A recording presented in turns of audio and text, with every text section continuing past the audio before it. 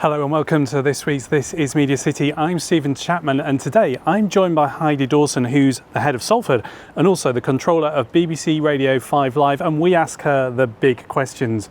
What has the BBC ever done for us? Turns out quite a lot. How to get a job at the BBC, obviously asking for a friend, and how northern is she? And we find out very. All that, lots more coming up.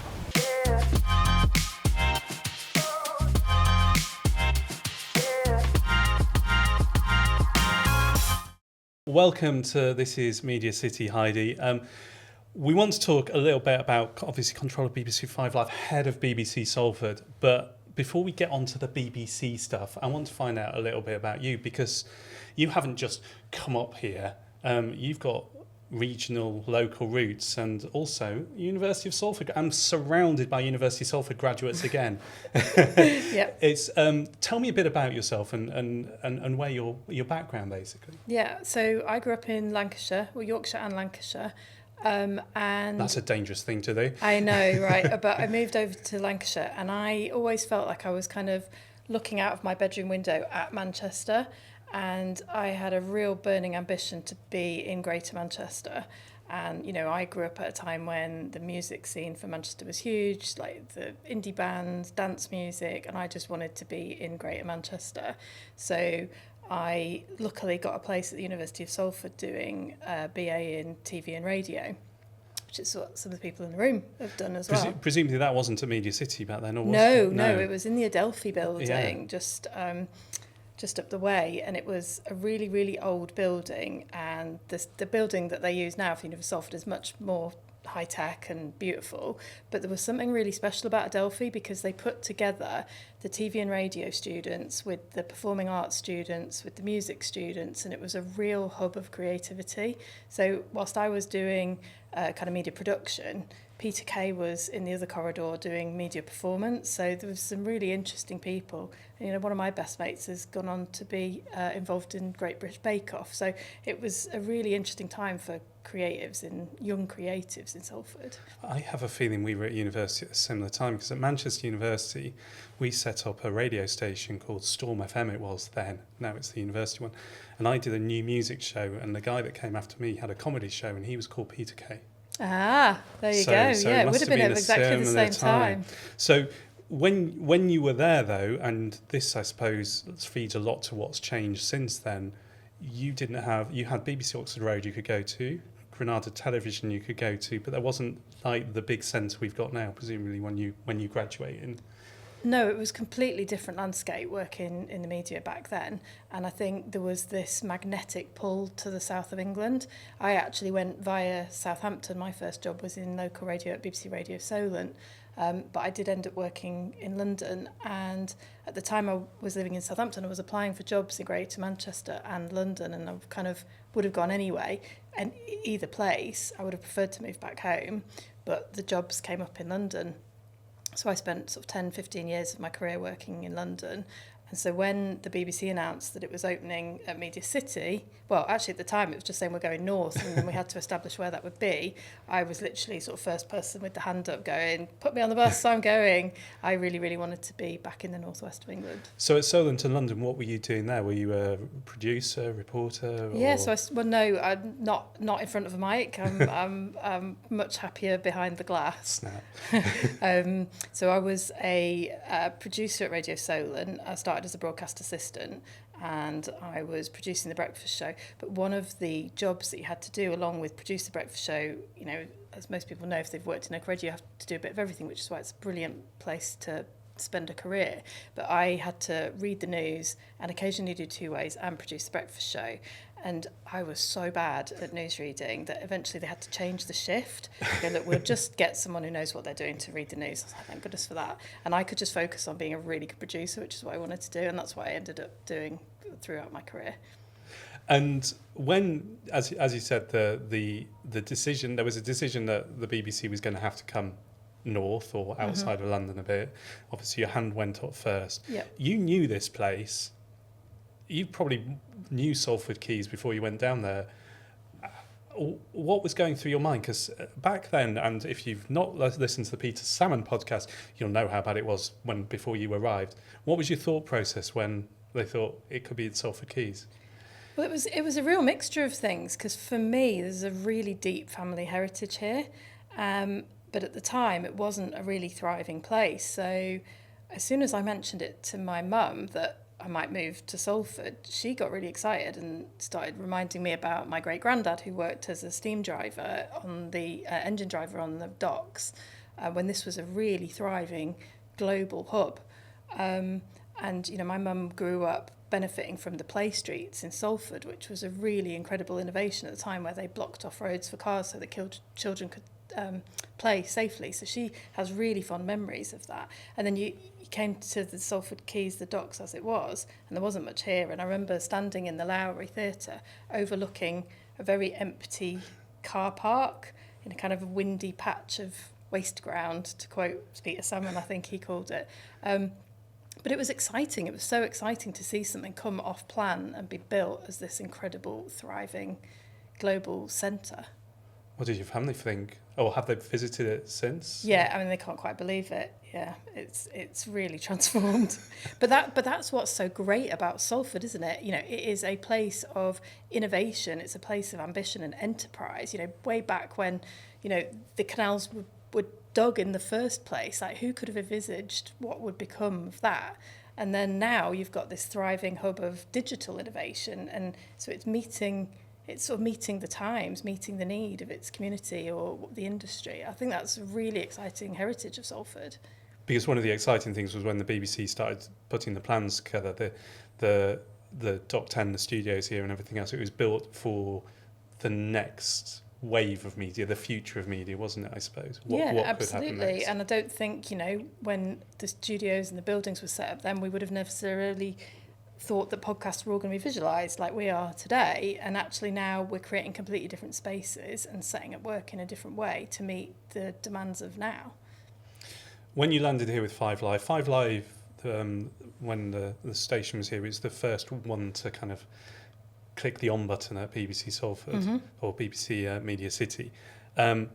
It was an interesting time then, wasn't it? I remember the headlines about nobody could understand who was answering the phone because they were so northern and things like that. A lot has changed, hasn't it? How has Five Live changed since moving from London to the north? Well, I think, you know, I mean, just Salford, the BBC in Salford is hugely changed. We've almost doubled in numbers since that day, which I think is an incredible legacy already. I think Five Live in itself, I mean, it was interesting because Tony Livesey was already broadcasting on Five Live at that point, but he was the first voice on air from MediaCity. And for me, I grew up quite near where Tony's from, sort of Colne near Burnley. And to hear that accent leading the station, you know, we've got so much broad representation in terms of accents across Five Live. And I think it's been really important actually not to sound like a station from the northwest, but inevitably, because we're based here, you know, you can just hear from my accent or Tony's accent, there's a lot more people from the northwest involved in making the programmes, on air for the programmes, making all the big decisions about the programmes. And I think in terms of editorial, the station sounds so different. So we take this morning, we've got the BBC Teen Summit this morning where Five Live has worked with Bite Size. This is the removing the technology. Yeah, we've taken phones out of kids' bedrooms, teenagers' bedrooms. It's been quite interesting. But that is live in Bradford. And that, again, you know, so many different accents, different life experiences. And, you know, I think we were getting across parts of the UK than we wouldn't have done and we didn't used to do when we were based in London. I think that's the really exciting opportunity with moving more content, more people outside of London. And the priority is, and when you listen to news, changes a bit, doesn't it? That it's not so London-centric because people realise there's stuff happening in not just in the northwest but the northeast and Scotland. You're kind of more geographically aware, I think. Yeah, and I think one really significant change for the BBC News is actually appointing a UK editor who's based here, in the offices here. So he's telling the stories of the whole of the UK, but through a lens of being based here and the kind of people that they go out and interview. You see the news differently when you live in different places and when you travel to different places. And even I mean, just mentioning BBC News, one great fact about MediaCity now is BBC One is now on air from Greater Manchester from 6 in the morning till 2 o'clock in the afternoon, because you've got breakfast TV here, then you've got Morning Live in Manchester, and you've got the 1 o'clock news from here as well. That's a huge amount of big national content from here now. That's a huge change. Can you quite believe it? When rolling back the years a bit, when you were at the university here and you were trying to get into Greater Manchester, and do you sometimes sit back and go, oh wow, this is what's happened? Yeah, totally. And one of my real driving values is that I don't want university students, like the guys we're working with today, to have to move away if they don't want to. I want them to have really thriving careers here in the Northwest, to stay near their families and their friends if that's what they want to do. I mean, yeah, there might be an option to do something different, but if you would prefer to stay in Manchester, which I would have preferred to have done, there will be exciting career opportunities for you to spend your entire career here, and that's really what drives me at the moment. Because you're also, as well as the Five Live, you are head of Salford. Yeah. How tough is that now, though? Because obviously budgets are always squeezing around here, not just at the BBC, but everywhere. A lot more people want to do media. How difficult is it for the BBC to keep trying to open those doors all the time? I think it's about prioritisation, and I think decentralising the BBC is a huge priority for us, so we are going to focus on that. It's one of our big ambitions for the future, and I think is essential for the future of the BBC. And do you have to fight your corner for Salford? Because there's all across the UK. So we've got obviously London, of course, Birmingham, Yep. Glasgow, Yep. all lots of different ones all the across. nations. Yeah. Oh, yeah. I mean, also if you think about BBC local radio, the BBC is in so many different corners of the whole of the UK, and that's really essential. We're going to continue doing that. There's no change there. But of course, I want to argue that there's loads of opportunities to grow in Salford. But I also am really closely connected to colleagues in the North East, and I really want that to be a thriving place for the BBC as well, and the Midlands. So you have to carefully balance and also look at the creative industries where they are and work really closely. And what was quite exciting at the moment is things like the creative industry sector plan from the government that is investing in different regions of the UK, and it means that there are partners that we can work with to help other independent production companies thrive and create real centres of excellence alongside partners. Do you think you're managing that? Has it been achieved, or is it still like a work in progress to try and truly represent and help?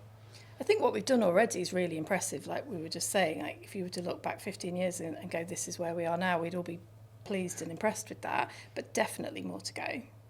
And in terms of the wider community of Salford, because I think that's one of the things that you're keen to outreach, is not just students from the university who are obviously studying media, it's kind of making people aware that this place exists, whether you're at secondary school or wherever. Is that a key thing for you too? It really is. So if you look at the number of apprenticeships, we've got hundreds of apprentices in BBC Salford now as well, in terms of bringing young people through from early career. We've also got an event in October where we're working with Salford College and the Salford Foundation to bring a range of different young people into the BBC to show them that this is an opportunity.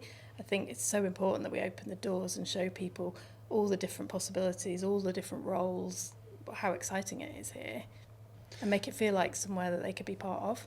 Because this is a really interesting time in broadcasting, screen, radio, however we want to call it, because there's so much happening. And I think you were saying earlier on that there are so many different areas that you can move into, even just at the BBC at the moment, from podcasting and everything else. You must be constantly opening your emails and reading stuff and go, oh, are we doing that now? A little bit, although we try to be a bit more joined up so that we know what's going on and know what's coming. You know what I mean? So the podcasting, the factual podcasting, the radio, you're doing a lot more different things that probably would never have existed a few years ago. Yeah, so I think one example of that is the Visualised podcast. I think that's a really interesting space at the moment, and the amount of podcasting that's coming here from Salford is really interesting. So one new commission that we've worked on for the start of the football season is the new Wayne Rooney podcast, which we commissioned and produced from here. That was commissioned as a multi-platform offer, so it's on iPlayer, it's on Sounds, it's on YouTube. It's on the BBC Sport website. So we're now commissioning across all digital platforms, and that is helping us to reach new audiences, and that is the aim, that we want to keep reaching new and broader listeners, viewers.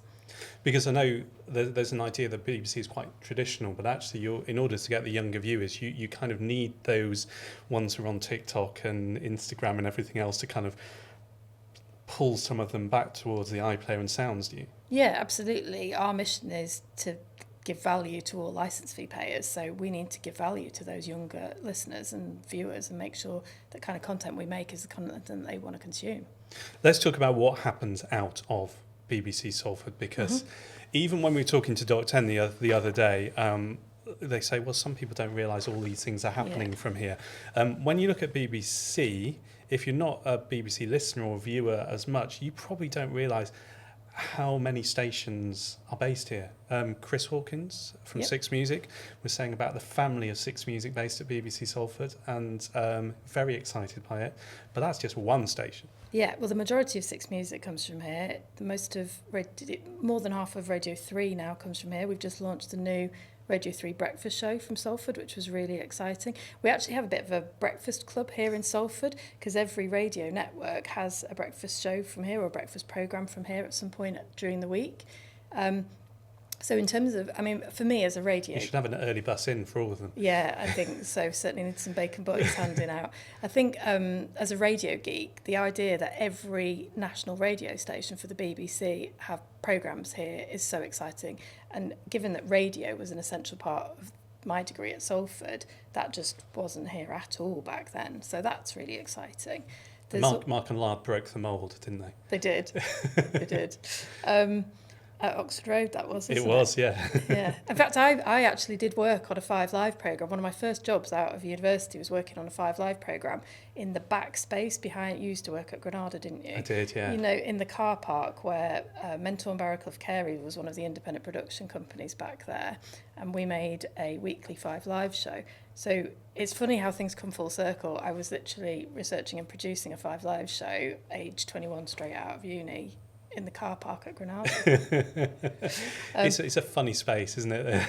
But now we're looking ahead to something like the World Cup, where so much of the BBC's football coverage is going to be coming from here at MediaCity. That is a huge global event, and it's technically all produced from here. It's really exciting. And then you've got, like I mentioned before, breakfast TV, 1 o'clock news, all of the children's programming content, bite size, and then we've got huge amounts of digital innovation here. So loads of the backroom operations of BBC Sounds, BBC iPlayer, huge digital teams working on product, delivering all that from Salford. Blue Peter, of course, I know they've moved into Manchester, but their production's still based here as well. Yeah, it's brilliant that they've stayed in Greater Manchester. Yeah, and so there's lots of stuff here, and if you haven't had the chance to see the BBC Phil studio, you should go on a tour, because that's the most amazing. Have you been to the BBC? I have. We've got our own house band. I know. What a studio that is. Beautiful. It is. Yeah. It's the most stunning. I think it's probably one of the most expensive studios in the UK. It's just so beautiful. They had a visit from Prince Edward just recently. Oh, did they? Yeah. So what happens next then? What's our next vision for the place or for the region for you guys? Yeah, I think the vision for the future is exciting. I mean, we've spoken a lot about how going forward we want to decentralise the BBC, move a lot more decision making, more power outside of London, and I can certainly see a lot of that growth being in Salford. But like you say, that's going to be growth around the whole of the UK. I think in Salford, thinking about in terms of the innovation around digital growth, innovative storytelling. I'm so excited. You mentioned the Factual podcast. In terms of what they're doing there, they're hitting global markets, podcasts that are big in the States as well as the UK. There's a lot of opportunity to really grow in new markets, in AI. It's exciting. There's a lot then, I think the BBC Sounds podcast as well, there's a lot about the BBC's trust, isn't there, backing this up? Would that be right? That the reason the podcasts are doing so well is because of the name of the BBC attached to them? Yeah, I think so. I think there's so many different reasons. I think the knowing that you can trust BBC content has always been an essential pillar in that relationship between BBC and audiences. But it's also got to be so much more than that. It's got to be fun, it's got to be exciting, it's got to be interesting, it's got to have creative people involved that you want to watch and listen to. There's so many different elements to what we've got to deliver. Before we wrap it up, I know we started at the beginning talking about your career and how you got it. How does a young person get into... I'm not just talking about this lot behind the cameras here, by the way. They've all got the CVs printed. But how do young people get into the BBC nowadays? What are you guys looking out for? Oh, that's such a good question. I mean, I think there's a number of different routes in, and I did mention apprenticeships because I think, you know, I work with a great apprentice at the moment and we couldn't be without her. And I think how we develop that relationship with our apprentices going forward is really essential part of bringing new young people into the BBC. But I think it's hard to talk on behalf of an entire organisation about what we offer, but I could talk from my from my your perspective, because I suppose from the Five Live perspective, Yeah. and from the one thing that always, because I've been doing this for a few years now, and one thing that young people always say is, oh, there were hundreds of people applied for that. I don't think I'll ever get an interview at the BBC, but if all young people who are in the media, a lot of them do want to work for the BBC, so there's so much competition for places. What do you see someone as, like, what's a standout for what they do?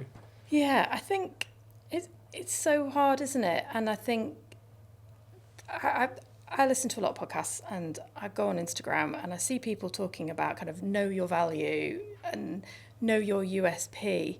And I could say something like that, but I sort of don't really know what that means. And I actually feel sorry for young people that are constantly getting bombarded about kind of know what you want. Because I don't think I knew I wanted to work in the media, but I don't think I knew exactly what I want. So what I would say is actually try a bit of everything, meet people, stay curious, understand the people that you're talking to, and try a bit of everything. Because, you know, like me starting at Radio Solent, it was great that I tried newsreading.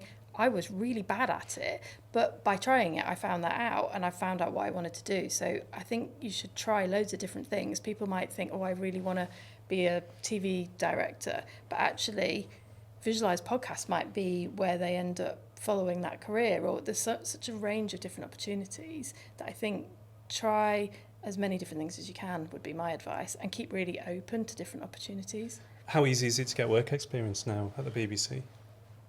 It depends what you mean by work experience, really. I think the traditional work placement, that it's hard to offer many of those opportunities. I think the most important thing is meeting as many different people as you can, consuming the content. You'd be surprised how many people talk to me who haven't actually listened to the station or haven't really, you know, you say, oh, what do you like listening to? And suddenly it's nothing's from the BBC. And you think, yeah, okay, that does represent what you watch and listen to. But actually, if you're meeting someone from the BBC, maybe you should mention some BBC content. I've always found that if you watch the end titles, end credits, and you thought someone was really good, whether it's a producer, an AP, and you email them directly, they will always respond. BBC have been brilliant at that, actually, over the years. Don't suddenly go out and email everybody. But when I did my work placements at BBC GMR, so pre-Manchester, pre-Radio Manchester, not only they were so lovely. They actually sat me down and did mock interviews ahead of my postgraduate diploma courses.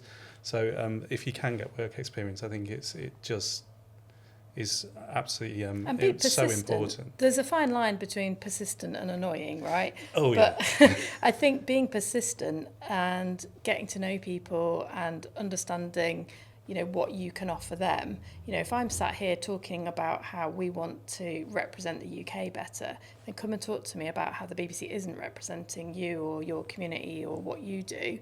And then that's something that's a really good conversation starter for me then, isn't it? And challenge to me to go, right, how could we work differently? And don't necessarily go to 5 Live. Think about the smaller stations that actually need some help. Absolutely. Yeah. Thank you ever so much. I think we've covered a load of stuff there. I know I've got so much I really want to ask you, but I also know you're a very busy person. But thank you ever so much for coming on This Is MediaCity, and we hope to see you again soon and talk about what's happening next with all of this. Yeah, it feels like a really exciting time at MediaCity. Fabulous. Thank you ever so much. Thank you. Thanks for watching and listening to This is Media City, which is a 39 Pictures production on behalf of Media City and in partnership with the University of Salford. And all the team helping make this happen are all graduates and undergraduates of the university. So remember to please like, subscribe, comment and share, and we will see you next week. The production team are Meg Bond, Tegan Easton, Akila Hewitt and James Young.